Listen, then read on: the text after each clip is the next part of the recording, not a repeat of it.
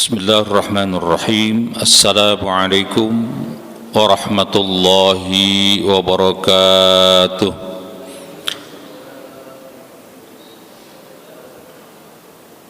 Alhamdulillahi rabbil alamin.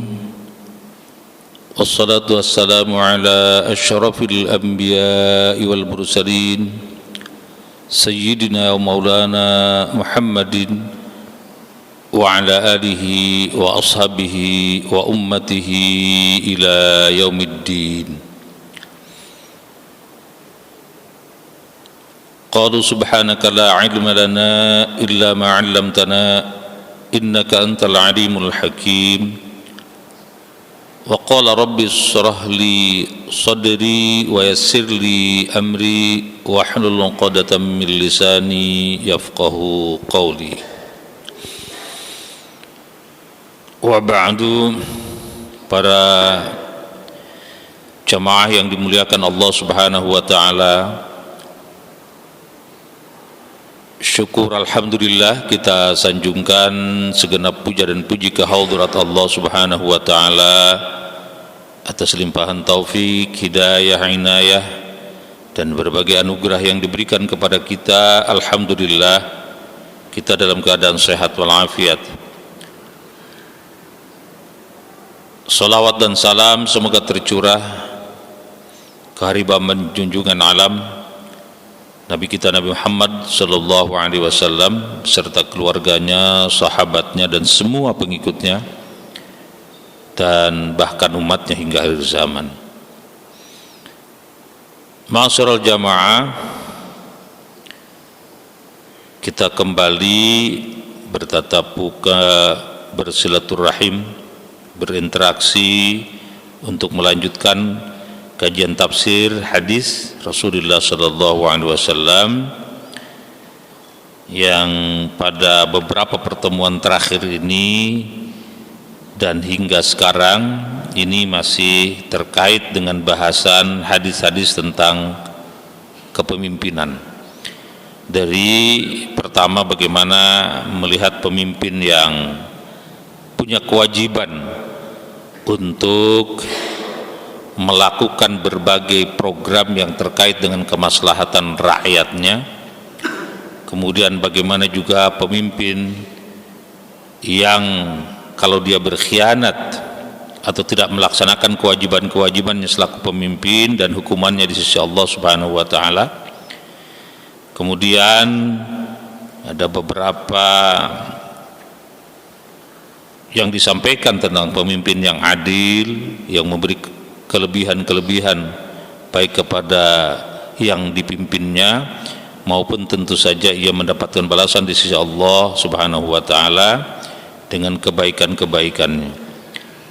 Dan kemudian di bab berikutnya kemarin itu tentang kewajiban taat kepada pemimpin dalam segala hal kecuali dalam hal mengajak kepada kemaksiatan, itu yang tidak boleh ditaati, tetapi kewajiban rakyat seluruhnya mentaati dan mendengarkan apa yang diperintahkan yang diatur oleh pemimpin. Nah, di hadis yang lalu di bab ke-80 itu ada satu bab itu memuat sekitar atau ada 11 hadis dari mulai dengan kewajiban bagaimana masyarakat atau rakyat yang dipimpinnya diharuskan atau diwajibkan taat, sam'an wa ta'atan, mendengar dan mentaatinya. Diawali dengan firman Allah juga demikian, ati'ullah wa ati'ur rasul wa ulil amri minkum. Kemudian pada hadis yang kedua itu ketaatan kepada pemimpin itu dilakukan secara bai'at, itu artinya kesiapan dengan menurut Rasul sallallahu alaihi wasallam menambahkan mastata'tu, artinya sebatas kemampuan kita untuk mengikutinya. Dan pemimpin pun diajarkan ketika disumpah maka ada satu klausul yang harus menyebutkan meskipun barangkali tidak disebutkan secara eksplisit, itu sesuai dengan kemampuan. Karena sumpah itu termasuk sumpah jabatan, itu mengandung konsekuensi yang harus dilaksanakan, dan apabila tidak dilaksanakan di sisi Allah mengandung konsekuensi lagi, yaitu pelanggaran terhadap sumpah, dan itu berdosa. Dan di dunia ini untuk menghapus dosa-dosa itu, atau paling tidak mengurangi dosa-dosa itu, Allah memberikan ketentuan, antara lain dengan membayar kifarat. Kifarat sumpah adalah memerdekakan hamba sahaya, atau kalau tidak puasa 3 hari yang tadi disebutkan dalam ayat imam salat itu mutatabi'an, jadi berturut-turut disebutkan. Kemudian jika tidak, memberi makan 10 fakir miskin, it'amu asyarati masakin gitu. Jadi kalau jadi pemimpin lalu kemudian banyak bersedekah, paling tidak satu di antaranya adalah diniatkan untuk kifarat, bayar kifarat. Karena boleh jadi ketika disumpah siap, tetapi ada hal-hal yang sudah disiapkan, diprogramkan, bahkan dijanjikan tapi tidak bisa dilaksanakan, baik apalagi kalau disengaja ya. Kalau tidak disengaja sekalipun atau tidak mampu dilaksanakan, atau karena ada hal lain yang lebih baik sekalipun daripada itu, misalnya janjinya ngasih 10.000 tapi kemudian ternyata ada yang lebih baik, nggak janji itulah, kasih rumah satu-satu, berarti terhadap janjinya sebetulnya ingkar, meskipun dalam posisi yang ngasih 1 buah rumah lebih baik daripada janji 10.000, tapi tetap dalam konteks keagamaan itu perlu untuk bayar kifarat sumpahnya itu. Nanti kita akan ketemukan dalam hadisnya. Hadis-hadis berikutnya di yang lalu itu, ketaatan itu juga harus dilakukan baik dalam keadaan suka maupun duka kitanya, atau pemimpinnya dalam keadaan baik maupun pemimpinnya tidak baik. Nah, sampai sahabat-sahabat itu bertanya, ya Rasulullah, kalau terhadap pemimpin demikian harus seperti apa? Apakah kita lawan? Nah, Rasulullah SAW melarang. Awalnya tidak mau jawab, tapi kemudian melarang, karena begini katanya, tetap ditaati. Urusan dia tidak memberikan haknya kepada kita adalah urusan dia dengan Allah Subhanahu wa taala. Lalu untuk kita dari mana haknya? Maka kita meminta kepada Allah Subhanahu wa taala untuk hak-hak kita. Gitu. Karena pada dasarnya pemimpin, pejabat, raja, apapun sebutannya, itu adalah ditentukan oleh Allah Subhanahu wa taala, yang Allah sebutkan di dalam hadis qudsi, hatinya berada di tangan Allah Subhanahu wa taala. Karena itu kalau mau merubah pemimpin itu, maka bukan merubah dengan cara kita, tapi kita hanya bisa mengingatkan. Kalau merubahnya adalah Allah Subhanahu wa taala. Jadi mintalah kepada Allah Subhanahu wa taala gitu. Karena dikatakan di dalam hadis Nabi sallallahu alaihi wasallam kemarin itu, bahwa dia punya hak, kita punya hak. Dia punya kewajiban, kita punya kewajiban. Kewajiban kita taat. Kemudian kalau haknya tidak diberikan oleh pemimpin, maka kita minta kepada Allah Subhanahu wa taala, dan pemimpin itulah yang akan diminta pertanggungjawabannya di hadapan Allah Subhanahu wa taala. Hadis-hadis lain terkait dengan ketaatan kepada pemimpin itu juga diberi semacam catatan. Bahkan di dalam hadis dikatakan kalau kita tidak taat kepada pemimpin, berarti kita keluar dari barisan pemimpin itu, dari berjamaah itu. Dan keluar dari berjamaah itu resikonya kalau kita mati dalam keadaan demikian, mati disebut dengan mitatul jahiliyah, mati jahiliyah gitu ya. Artinya mati dalam kondisi tidak mendapatkan petunjuk dari Allah Subhanahu wa taala, jelek istilahnya. Itu menurut para ulama kita berdosa. Jadi ditegaskan juga dalam hadis Nabi yang lalu itu, bahwa siapa yang menghormati pemimpin, maka sesungguhnya dia menghormati Allah. Siapa yang menghinakan pemimpin, pada dasarnya dia menghinakan Allah. Karena apa? Karena pemimpin itu diangkat pada hakikatnya oleh Allah Subhanahu wa taala. Nah, itulah hadis-hadis yang kemarin. Maka kita lanjutkan ke bab 81 atau bab sekarang ini, yaitu babun nahyi an su'adil imarah. Bab yang membahas tentang larangan meminta jabatan. Jadi larangan meminta jabatan. Sebelum itu mari kita membaca suratul Fatihah dalam rangka memohon keberkahan dari Allah Subhanahu wa taala. Mudah-mudahan kita semua dikaruniai sehat walafiat, kesuksesan dan kemudahan dalam berbagai urusan. Begitu juga Fatihah itu kita niatkan supaya kalau ada saudara-saudara kita yang sakit, Allah angkat penyakitnya dan Allah kembalikan kesehatannya. Dan juga saudara-saudara kita yang mungkin bertugas di lapangan, mudah-mudahan senantiasa Allah memberikan perlindungan dan diberikan kemudahan dalam tugasnya dan diberikan kesuksesan. Dan barangkali juga saudara-saudara kita yang tertimpa musibah, apakah di dalam maupun di luar negeri, seperti kena gempa Turki itu, yang bangsa kita atau WNI kita sudah 4 orang ditemukan jasadnya di Turki itu, di tempat di area gempa. Dan tentu ratusan orang juga tertimpa dampaknya, harus dievakuasi. Dan kita doakan mudah-mudahan yang sakit segera pulih, yang wafat menjadi husnul khatimah dan mendapatkan pahala surga karena ia mati dalam keadaan ajrun syahid, pahalanya adalah pahala syahid. Sementara ya mudah-mudahan semuanya segera kembali pulih dan bebas dari penderitaan.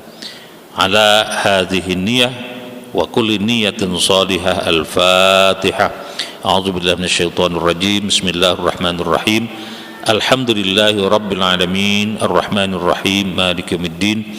Iyyaka na'budu wa iyyaka nasta'in. Ihdinas siratal mustaqim, siratal ladzina an'amta 'alaihim ghairil maghdubi 'alaihim waladdallin. Amin. Bismillahirrahmanirrahim. Babun nahyi an su'alil imarah. Bab tentang larangan meminta jabatan. Ya, terkecuali di sini dikatakan kalau terpaksa atau ada sesuatu yang mendesak.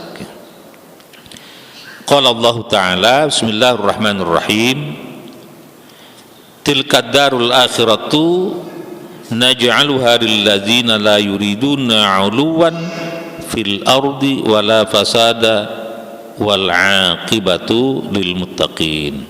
Ya.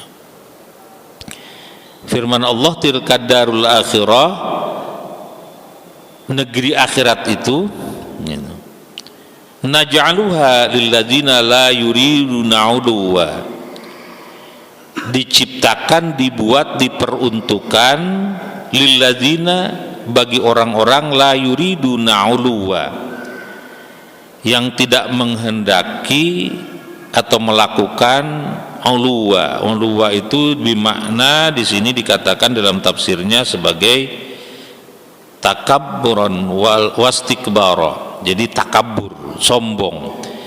Jadi akhirat itu diciptakan, dibuat, diperuntukkan bagi orang-orang yang hidupnya tidak sombong fil ardi, di muka bumi ini, wala fasada, dan juga tidak membuat kerusakan di muka bumi ini, wal aqibatu lil muttaqin, dan akibat al-husna di dalam terjemahannya, di dalam tafsirnya, akibat dari kebaikannya adalah bagi orang-orang yang bertakwa.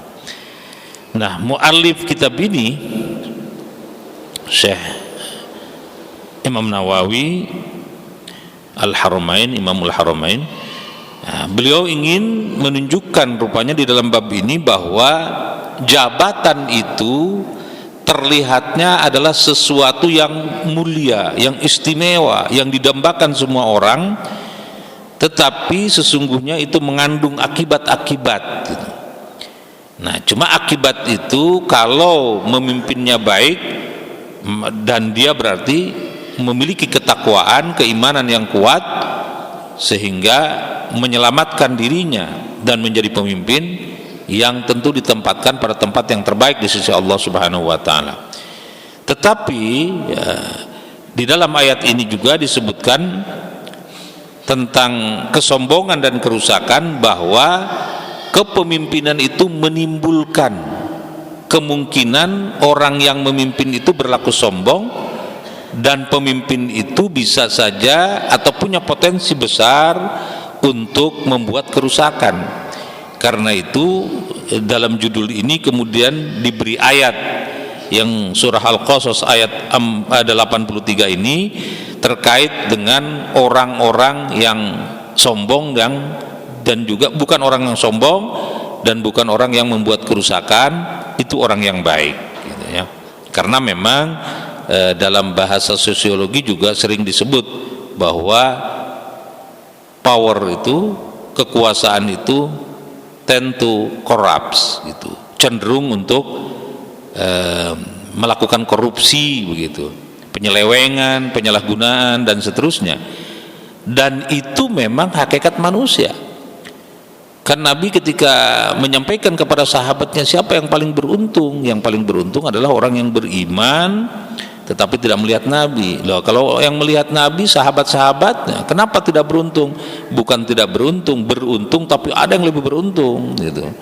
Beruntungnya sahabat-sahabat itu karena melihat Nabi, melihat perilaku Nabi, melihat mukjizat pada diri Nabi, sehingga ya terbukti real di depan matanya, wajar kalau dia beriman gitu. Atau malaikat, nah, malaikat itu nggak punya kelengkapan indrawinya, kan ada yang dikurangi, terutama indrawi yang terkait dengan batiniah, yaitu tidak ada nafsu, maka tidak ada perbuatan dosa.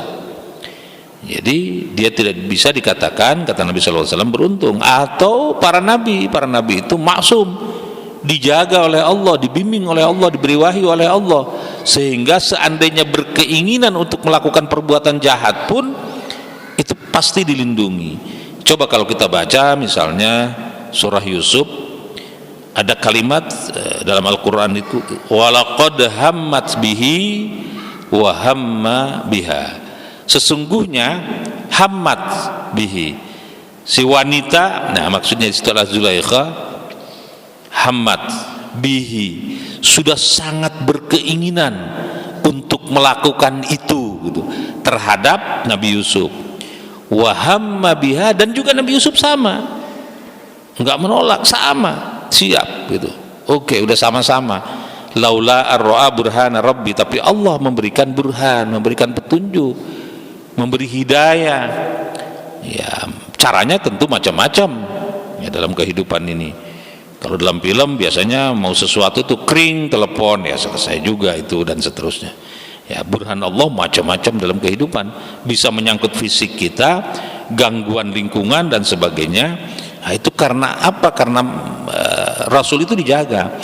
Tapi manusia ya hanya keimanannya yang bisa mempertahankan dirinya, dan karenanya penguasa juga punya potensi besar untuk berlaku sombong dan bisa membuat kerusakan. Karena itu yang lolos dari dua hal ini, artinya tidak sombong dan tidak melakukan kerusakan, malah melakukan islah, perbaikan-perbaikan, membangun dan seterusnya, maka kemudian mendapatkan tempat di berbagai hadis itu pada posisi yang terbaik dalam pandangan Allah Subhanahu wa taala. Jadi kalau cerita masuk surga, maka pemimpin yang adil duluan. Kalau cerita siapa yang paling dilindungi ketika semua orang tidak dilindungi di akhirat kelak, ada 7 golongan. Nomor 1, pemimpin yang adil. Jadi di berbagai hadis itu disebutkan pemimpin yang adil, pemimpin yang adil, pemimpin yang adil gitu. Karena memang kepemimpinan itu punya potensi kejahatan tadi itu, tetapi ketika dilakukan dengan kebaikan, maka itu luar biasa gitu. Nah, kita lihat di hadisnya. Hadis yang pertama di bab ini, atau hadis ke-674 yang pernah kita bahas, an Abi Sa'id Abdurrahman bin Samurah radhiyallahu anhu qala li Rasulullah sallallahu alaihi wasallam, ya Abdurrahman bin Samurah, la tas'alil imarah fa innaka in u'titaha an ghairi mas'alatin u'inta 'alaiha wa in u'titaha an mas'alatin wukilta ilaiha wa idza halafta ala yaminin fara'aita ghairaha khairan minha fa'atil ladzi huwa khaira wa kaffir an yaminik, muttafaqun alaih. Hadis disepakati oleh Imam Bukhari dan Muslim. Nah, dari Abu Sa'id Abdurrahman bin Samurah, ini kan biasanya ada Abu Sa'id Al-Khudri. Kalau Abu Sa'id Al-Khudri itu Abu Sa'id itu Sa'ad bin Malik bin Sinan Al-Khudri. Kalau ini Abdurrahman bin Samurah, ini sebetulnya masih keluarga Nabi dari jauh, yang sama-sama satu keturunan, tetapi ini dari keluarga besar Siti Khadijah sebetulnya. Ini Samurah Abdurrahman itu diberi nama oleh Nabi. Nama aslinya katanya di dalam kitab ini disebutkan Abdul Kulal, tapi kemudian atau Abdul Ka'bah gitu. Tapi kemudian oleh Nabi diganti dengan Abdurrahman bin Samurah. Qala, dia bersabda, ya, dia berkata qala li, ya, bersabda Rasulullah SAW kepada saya, ya Abdurrahman, wahai Abdurrahman bin Samurah, la tas'alil imarah, janganlah engkau meminta jabatan. Imarah, jabatannya. Istilah jabatan di dalam hadis itu kemarin itu banyak bentuknya, bisa disebut ammar, ya, imarah gitu, biasa disebut amir gitu, ya, imarah itu keamiran. Bisa juga disebut sebagai khalifah, juga disebut sebagai imamah, imam.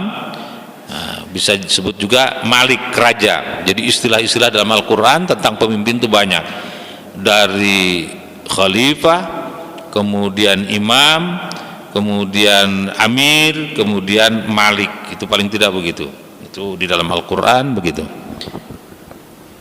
Nah, ini Nabi melarang Abdurrahman bin Samurah untuk meminta jabatan. La tas'alil imarah. Kenapa sih meminta jabatan itu tidak boleh? Ya, Nabi sampaikan, fa innaka, karena sesungguhnya jabatan itu, ya, jabatan, in u'titaha an ghairi mas'alatin u'inta 'alaiha. Kalau engkau diberikan jabatan an ghairi mas'alatin, tidak karena meminta. Tadi kan jangan meminta jabatan. Nah, kalau diberikan jabatan karena tidak meminta tapi diberi begitu saja, wa'inta 'alaiha, engkau itu akan ditolong. Oleh siapa? Ya tentu hakikatnya oleh Allah Subhanahu wa taala. Tetapi pada kehidupannya banyak orang mau menolong. Itu ketika ada kesulitan, kalau dia jadi pemimpin dan pemimpin itu dipercayakan oleh rakyat, ya rakyat semua akan gotong royong menolong, kira-kira begitu. Atau pembantu-pembantunya akan menolong dengan baik. Tetapi sebaliknya, wa in u'titaha an mas'alatin wukilta ilaiha. Kalau engkau diberikan jabatan an mas'alatin karena memintanya, karena disebutkan meminta, minta jabatan lalu diberi gitu, ya, wukilta ilaiha, engkau ditimpakan beban sendirian saja, nggak ditolong gitu.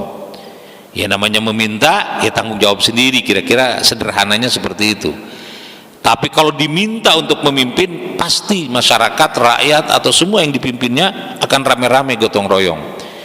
Tapi ketika tidak, bahkan minta, ya sudah gitu. Jadi kalau ada pemimpin yang diabaikan oleh rakyatnya karena dia minta jadi pemimpin, memang logikanya seperti itu kalau yang dicontohkan oleh Rasul sallallahu alaihi wasallam. Wa idza halafta ala yaminin, dan apabila engkau sudah bersumpah dengan satu sumpah, berjanji dengan satu sumpah, katakanlah ketika dilantik dia bersumpah kan untuk bekerja dengan sungguh-sungguh, melaksanakan program yang dijanjikan dan seterusnya. Nah itu, lalu bagaimana? Fara'aita ghairiha khairam minha, menjanjikan A tetapi engkau melihat ada sesuatu yang lebih baik daripada itu. Ini lebih baik, ini ada yang lebih baik daripada itu. Mana yang harus dilaksanakan? Ini memang contoh detail, ada beberapa tidak disebutkan secara khusus, tapi katakanlah tadi saya mengatakan bahwa misalnya janji nanti kalau saya sudah jadi pemimpin, saya akan bangun sekolah yang baik di sini, Oh, ternyata ada yang lebih baik dari itu, disampaikan itu yang lebih baik itu, yang dikerjakan yang lebih baik daripada sekolah itu. Misalnya perguruannya lengkap atau apa gitu, pokoknya lebih baik. Itu. Maka yang lebih baik itulah yang dilaksanakan, kata Nabi SAW. Jadi berarti dengan demikian tidak sesuai dengan sumpah, dengan janji. Tapi walaupun tidak sesuai, ini lebih baik gitu. Tidak sesuai tapi lebih baik. Lalu apa yang dikatakan fa'dil ladzi huwa khair? Jadi maka ambillah yang lebih baik itu. Maka jadi ambil yang lebih baik itu, laksanakan yang lebih baik. Tapi ada terusannya, wa kaffir an yaminik, dan lakukanlah kifarat terhadap sumpahmu itu. Jadi meskipun punya program sudah dijanjikan akan dilaksanakan, ada yang satu lagi lebih baik dan Nabi mengatakan pilih yang lebih baik untuk dilaksanakan, yang ini ditinggalkan, tetap hukumnya orang itu melanggar sumpah di sisi Allah dan karenanya harus melaksanakan kifarat sumpah gitu. Jadi wajar kalau pemimpin itu bukan sekedar harus banyak beramal di luar bekerja sebagai pemimpin, tapi berderma dan sebagainya karena penghasilannya banyak, tetapi juga karena mungkin harus bayar kifarat sumpah juga. Karena boleh jadi banyak sumpah, janji, katakanlah zaman sekarang itu kampanye di mana-mana menjanjikan ABCD, tapi nggak dilaksanakan, atau dilaksanakan bahkan yang lebih baiknya bukan yang itu, tetap itu kena hukum melanggar sumpah, dan karena itu ada denda sumpahnya, kifarat sumpah yang Al-Quran sudah tentukan, memerdekakan hamba sahaya, kalau enggak itu sanggup puasa 3 hari, waduh berat juga katanya sebagai pemimpin, maka bersedekahlah memberikan makan kepada 10 orang fakir miskin. Berapa kali sumpahnya? Ya begitu lakukan begitu. Nah, itu mungkin orang lain nggak tahu saya bayar kifarat nih gitu, karena saya yang tahu, saya janji A, B, C, D, yang dilaksanakan cuma D. Wah, berarti ini melanggar sumpah ini. Bahkan kata Nabi, oh, saya ganti dengan yang lebih bagus nih programnya, ini kemarin itu saya janjikan begini, ada yang lebih bagus lagi, laksanakan yang lebih bagus. Tapi yang ini tetap kena sumpah meskipun sudah diganti dengan yang bagus. Begitu menurut Nabi SAW, dan hadis ini muttafaqun alaih, disepakati oleh Imam Bukhari dan Imam Muslim. Jadi ini sebuah kehati-hatian dalam kehidupan, bahwa kita ini tidak elok, tidak pantas, tidak etis meminta jabatan. Itu. Dalam keadaan tertentu bagaimana gitu kan, banyak ulama itu ditanya, ini situasinya sekarang begini, kalau tidak saya minta jabatan itu, orang lain kita lihat lebih parah, bagaimana? Nah, itu dalam kondisi yang disebutkan di dalam bab ini adalah yang boleh dilakukan. Jadi sepertinya merebut jabatan begitu ya, tetapi tujuannya bukan ingin berkuasa, tetapi dalam konteks ini menghalangi orang lain yang jadi, yang karenanya orang lain itu kita menilainya dan banyak orang menilainya, dan kita tahu persis dia akan lebih buruk daripada kita. Nah, kita masuk ke situ, itu dalam kondisi darurat itu. Tetapi kalau hanya menawarkan, misalnya beri dong dalam posisi ini saya gitu, nah itu sebetulnya tidak boleh. Kenapa? Tadi itu kalau kita minta jabatan maka tidak akan ditolong, tapi kalau kita dipercaya, pemimpin yang mempercayakan kita juga akan nolong, kemudian juga masyarakat yang kita pimpin juga pasti menolong, dan tentu hakikatnya pertolongan itu dari Allah Subhanahu wa Ta'ala. Itu hadis yang pertama. Nah, sekarang kita lanjut ke hadis yang kedua di bab ini, atau hadis ke-675 yang kita bahas. Wa an Abi Dzarrin radhiyallahu anhu qala li Rasulullah sallallahu alaihi wasallam, ya Aba Dzar, inni araka dha'ifa wa inni uhibbu laka ma uhibbu li nafsi, la ta'ammaranna 'ala al-itsnain wala tawallayanna mala yatim, rawahu Muslim. Dari Abu Dzar radhiyallahu an qala, dia berkata, Abu Dzar itu, qala li Rasulullah sallallahu alaihi wasallam, Rasul sallallahu alaihi wasallam bersabda kepada saya, mengatakan kepada saya. Apa kata Rasul sallallahu alaihi wasallam? Apa sabda Rasul sallallahu alaihi wasallam? Ya Abu Dzar, wahai Abu Dzar, inni araka dha'ifa, saya melihatmu seorang yang lemah. Wa inni uhibbu laka ma uhibbu li nafsi, saya ini mencintaimu seperti saya mencintai diri saya sendiri, kata Nabi. La ta'ammaranna 'ala tsnain, janganlah engkau memimpin atas dua orang, atas banyak orang, jadi jangan jadi pemimpin, katanya. Wala tawallayanna mala yatim, dan janganlah engkau mengurus harta anak yatim. Karena Nabi melihat Abu Dzar ini mungkin tidak akan amanah gitu, atau memang terlalu lemah, disebutkan bukan tidak amanah, orangnya amanah sebutnya, tapi lemah. Kenapa lemah? Wallahu a'lam. Tetapi riwayat Abu Dzar itu seorang ahli tasawuf lah kalau zaman sekarang ini. Hidupnya sangat sederhana meskipun punya segalanya. Ia hidup di perbukitan. Ya kalau sekarang apa dalam film itu, highwayman gitu, dia hidup dalam perbukitan. Itu kalau ada datang sahabat, dicarilah hewan ternak yang paling baik dari pertanian yang paling bagus, itu yang diberikan kepada sahabat-sahabat itu. Sampai pernah satu saat pembantu-pembantunya itu protes lah, wahai Tuhan, ini kambing yang paling baik, ini kuda yang paling bagus, ini unta yang paling bagus, tapi engkau sembelih semua, engkau hidangkan untuk mereka. Padahal ini yang ini satu-satunya pejantan, katanya. Bagusnya luar biasa, engkau juga persembahkan kepada mereka. Begitu juga hasil pertaniannya yang paling bagus, engkau kasihkan kepada mereka. Apa kata Abu Dzar? Harta itu bersyarikat pada tiga hal, kata Abu Dzar itu. Satu, kepada pemiliknya, saya, katanya. Yang kedua, kepada ahli waris saya, nanti anak saya dan orang-orang yang akan jadi ahli waris saya. Dan yang ketiga, kepada takdirnya harta itu. Nah, saya ingin harta saya ini tidak jatuh kepada takdir. Walaupun takdir itu bisa banyak, tapi bisa juga habis, namanya takdirnya harta. Kalau nggak bertambah, berkurang, bahkan bisa habis sama sekali. Saya juga tidak ingin keburu direbut oleh ahli waris saya ketika saya mati, diperebutkan.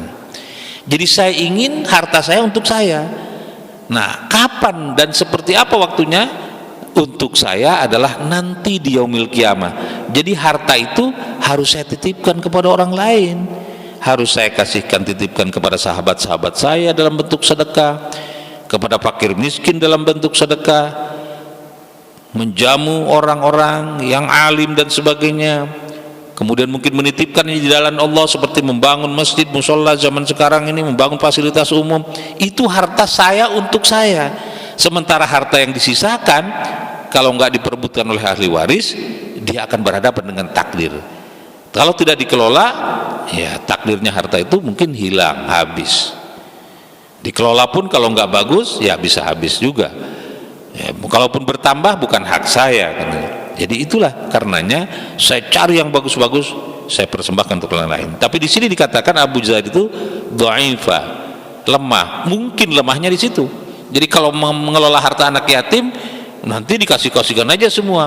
Nah, sementara mungkin masih ada urusan-urusan lain. Boleh jadi demikian disebut lemah itu. Atau tidak tegaan melihat orang, itu kan lemah. Orang baik tapi disebut terlalu baik. Kalau orang disebut terlalu baik, ya nggak baik juga gitu ya. Wah, terlalu baik dia, terlalu pemurah dia, terlalu apa dia, hartanya habis dikasihkan aja sehingga anaknya terlantar. Nggak bisa juga, karena itu dalam Islam kalaupun memberi kepada orang lain, berwasiat untuk orang lain, itu tidak boleh melebihi 1/3 dari harta kekayaan. Punya uang 3 miliar semuanya sedekahkan, nggak bisa. Islam hanya membolehkan menurut Nabi 1/3 saja paling banyak, karena 2/3 untuk keluarga yang akan menikmati itu, karena nggak boleh meninggalkan keturunan yang menjadi peminta-minta atau menjadi lemah. atau tidak tercukupi hidupnya, kita berdosa juga gitu. Jadi untuk mereka ada, untuk kita ada. Kalau kita sedekahkan itu juga tidak boleh lebih dari sepertiga. Dulu di zaman Nabi hanya Abu Bakar yang diizinkan hartanya diberikan setengahnya, selain Abu Bakar tidak gitu. Nah, kemudian kita lanjutkan. Ini ada waktu sedikit lagi, saya kira paling tidak 2-3 menit lagi. Ini tentang Abu Dzar tadi, masih tentang Abu Dzar yang ketiga atau ke 676. Wa anhu qala, masih dari Abu Dzar,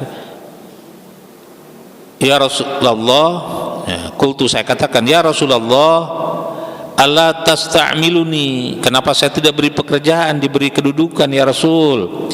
Fa daraba biyadihi ala mankibi. Nah, kemudian Rasulullah sallallahu alaihi wasallam menepuk-nepuk pundak saya. Summa qala, kemudian bersabda, ya Abu Dzar, innaka dha'if, sesungguhnya engkau itu lemah. Wa innaha amanatun, jadi jabatan itu adalah amanah. Wa innaha yaumal qiyamati khizyun wa nadamatun, pada hari kiamat nanti jabatan ini khizyun, sebuah kehinaan, wa nadamatun, dan sebuah penyesalan. Illa man akhadhaha bihaqqiha, kecuali orang yang mengambilnya dengan haknya. Wa adda alladzi alaihi fiha, dan dia menunaikan kewajibannya, haknya sesuai dengan tanggung jawabnya. Kita lanjutkan yang terakhir di bab ini, hadis keempat atau 677. Wa an Abi Hurairah radhiyallahu anhu anna Rasulullah sallallahu alaihi wasallam qala, dari Abu Hurairah Rasulullah sallallahu alaihi wasallam bersabda, innakum satahrisuna 'alal imarah wa satakunu nadamatan yaumal qiyamah, rawahul Bukhari.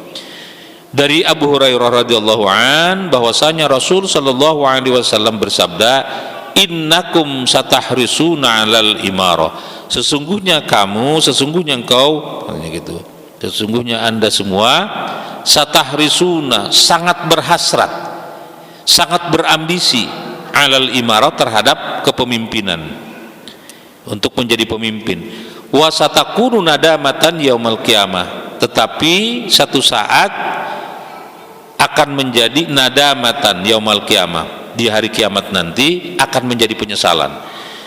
Jadi sesungguhnya setiap orang itu mengharapkan, berambisi untuk jadi pemimpin, tapi kepemimpinan itu pada saatnya di yaumil qiyamah nanti akan menjadi sebuah penyesalan. Itu menurut Nabi Shallallahu Alaihi Wasallam, sebagaimana riwayat Imam Bukhari.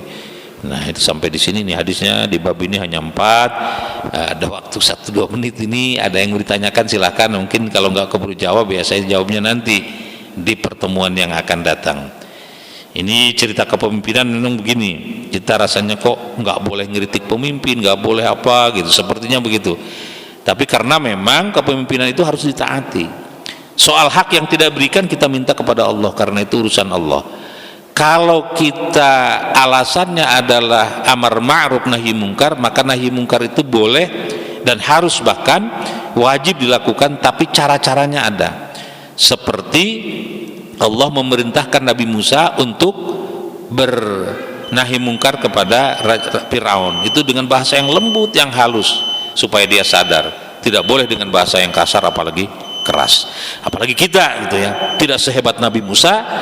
Juga orang yang kita kritik tidak sezolim Fir'aun.